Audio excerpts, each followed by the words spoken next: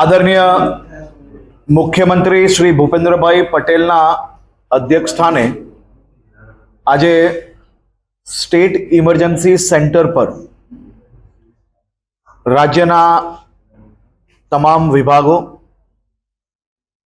સરહદી જિલ્લાઓ,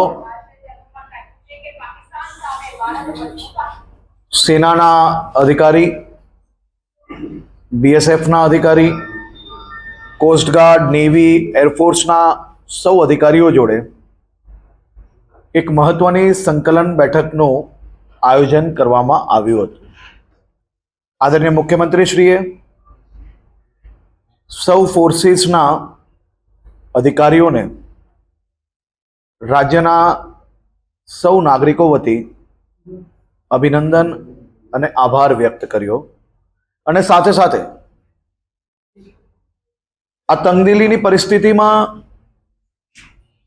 ફોર્સીસને રાજ્ય સરકાર થકી જે કંઈ કામગીરી કરવાની હોય છે તેમાં કોઈ બી પ્રકારની કોઈ કમી ના રહે તે માટે મુખ્યમંત્રીશ્રીએ આજે બધા જ વિભાગો જોડે આખું આંકલન બી લીધું અને સાથે સાથે સૌ ફોર્સીસને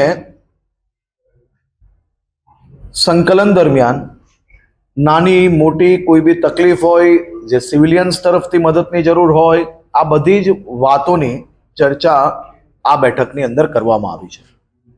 ખાસ કરીને ગુજરાતના આ સરહદી જિલ્લાઓમાં ડિસ્ટ્રિક્ટ એડમિનિસ્ટ્રેશને ખૂબ સારી રીતે પૂર્વ તૈયારીઓ આપણે કહી શકીએ તેમ કરી છે અને સિવિલિયન્સ કોઈ બી પ્રકારે કોઈ બી અફવાઓથી ડરવાની જરૂર નથી.